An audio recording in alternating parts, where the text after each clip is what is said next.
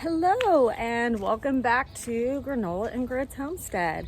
It has been a couple of years maybe since I've posted a video. Last year my garden didn't even get planted, so there were no garden tours to be had. That's okay, because sometimes you just need to take some time off. But we're back in full swing this year, and I wanted to bring you along for the first garden tour of the season. It is definitely still a work in progress. There's still so much to be done, but there's also so much life happening in the garden right now that I had to share it with you. So I guess we will start, well, let's start over here. We'll just do the rounds like we normally do, even though there's absolutely nothing but weeds and broken down hive boxes in this bed. I can show you the projects that we have going on here. I am working on building a fence for this garden because we are unable to fence around it because it's too close to the hives, and we need the space whenever we're doing hive inspections. So I am building this little fence around the garden. Get that camera in here. And also I will be planting back here corn and sunflowers, but I'm gonna also need to gate in this because my dogs will destroy everything, which is why we now have fences around the garden. Previously, our old dog Marley never dug in the beds.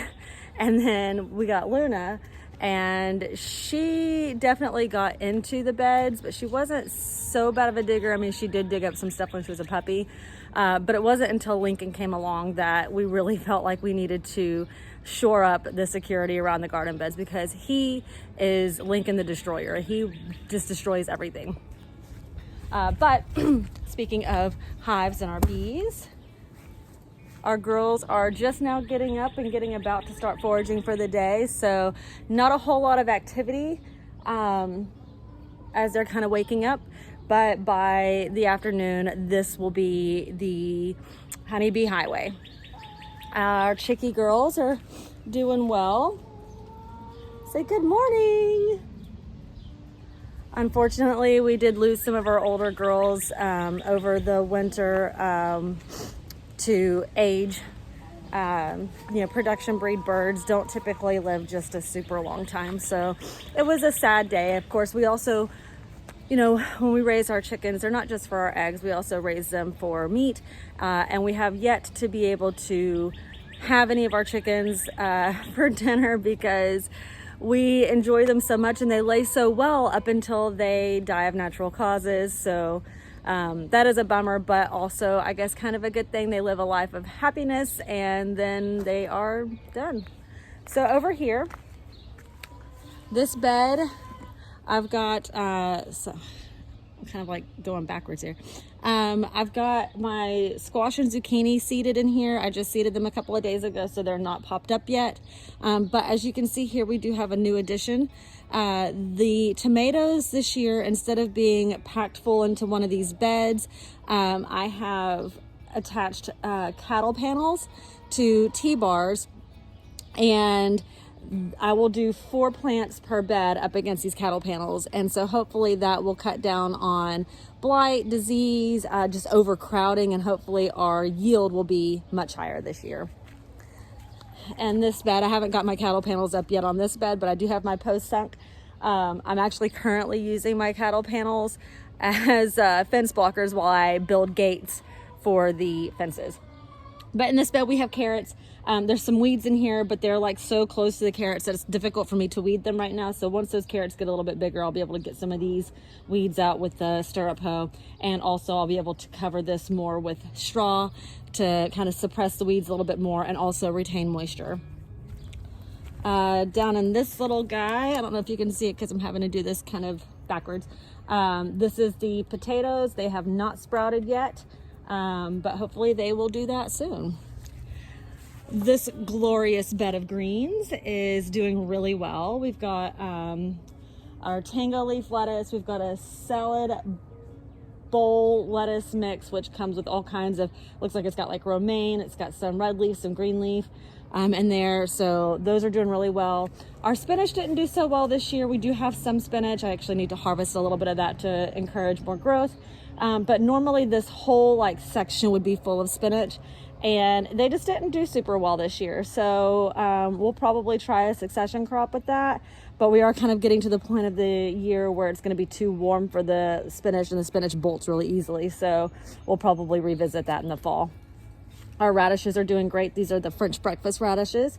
And we actually harvested a couple of them the other night, threw in our salad for dinner, and they were delicious. So I actually see a couple of good sized ones that'll need to come out today, and maybe I'll throw those in for dinner tonight.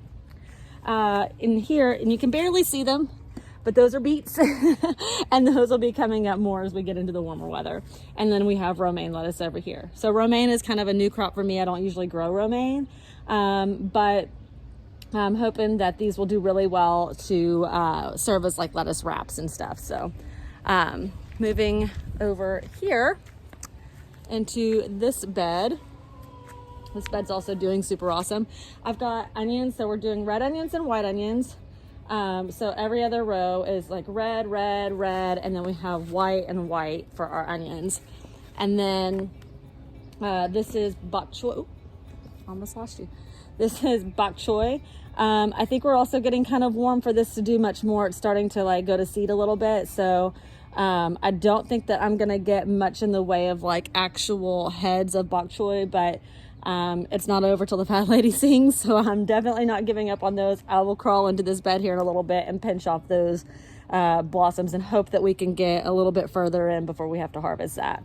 And this row here, we have scarlet kale. It's a little slow going this year, but we're getting there. This Japanese red mustard is delicious. It has kind of a horseradishy finish, and it is outstanding. You can saute it, you can throw it in salads. My kids love this. In fact, they'll come out here in the yard to play, and they will beg to come in here and get spicy mustard, is what they call it. And here we have our rainbow chard, which is also taking its sweet time. I'm very excited for that to pop up. I grew this last year because I did manage to plant a few things, but it wasn't like, it wasn't a stellar garden for sure. But this was absolutely beautiful in the front yard in one of my beds. Like I almost didn't even want to pick it because it was so pretty. And then our collard greens, which are usually much bigger this time of year, but we've had a really cold and wet spring. So it's been difficult for a lot of stuff to germinate. So I actually planted this entire bed back in March, and we're really just now getting here. And I have some potted herbs that I need to put in the herb bed up there, but I have to fence that in because, believe it or not, even that tall bed over there, my dog gets in and digs out. So this bin of garbage is going to get cleaned out, and I'm going to fill it with soil. This is actually what I'm going to plant my sweet potatoes in. I've got slips hardening off over there. Here, this is horseradish. This is a newcomer on the Homestead this year. It has not sprouted yet. I sure hope it does, because we love horseradish. We go through a ton of it. So hopefully this will be very fruitful for us. I tried my hand at some winter sowing this year, which was a new technique for me. And so I seeded out, that's pink celery, and that is artichokes.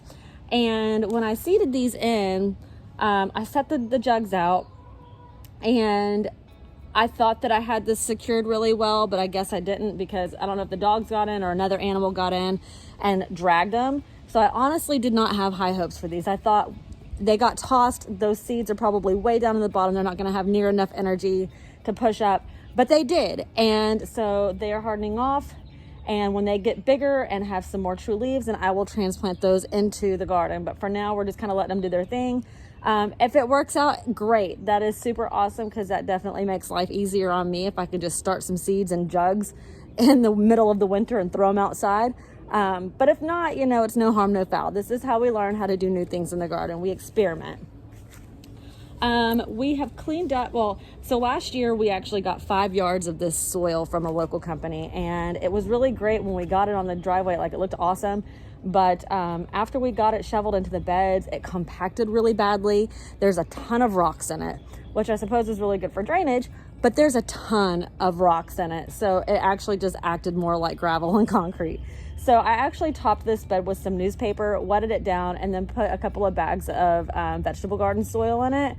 And so hopefully that'll give us a nice loamy texture in the garden so that things will not get tangled up in that rock. You know, we want plants to grow with a lot of freedom and not have to fight their way through a bunch of junk.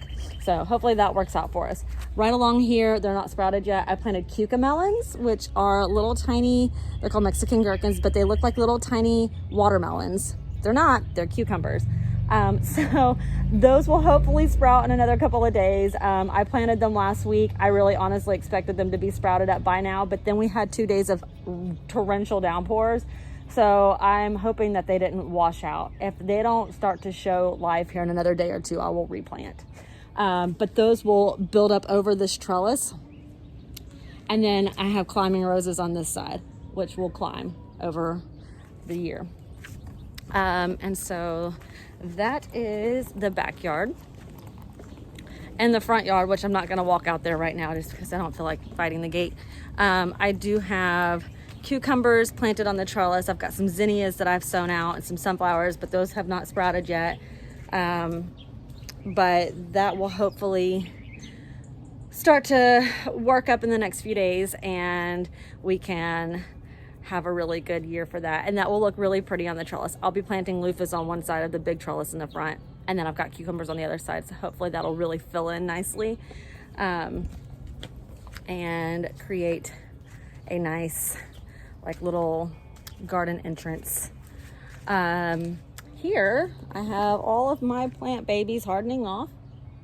I need to move some of those peppers back into the sun. Today is the sun day where they get full sun, but unfortunately the sun has moved over my umbrella and now I've got to fix it. So anyway, but that's it. That's just a quick garden tour. I tried to film this the other day before I went in and harvested some of that lettuce. But I've learned that attempting to do anything with my kids around is like trying to herd cats. And so I figured I would come back on and refilm and try to get you guys something that was a little less chaotic. But anyway, I look forward to hopefully filming many more of these this summer. I'm looking forward to a really fruitful garden season, and I can't wait to bring you along on the journey with me. So come back and check back for more videos, hit that subscribe button, and we'll see you next time. Bye.